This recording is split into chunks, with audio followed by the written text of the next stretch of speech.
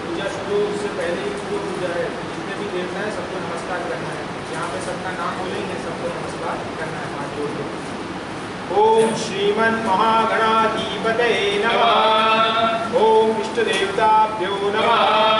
ओम श्री कुल देवताभ्यो नमः। ओम श्री ग्राम देवताभ्यो नमः। ओम श्री स्थान देवताभ्यो नमः। ओम श्री वास्तु पुरुषाय नमः। ओम श्री वाणी हिरण्यगर्भाभ्यां नमः। ओम श्री सची पुरंदराभ्यां नमः। ओम श्री उमा महेश्वराभ्यां नमः। ओम श्री लक्ष्मी नारायणाभ्यां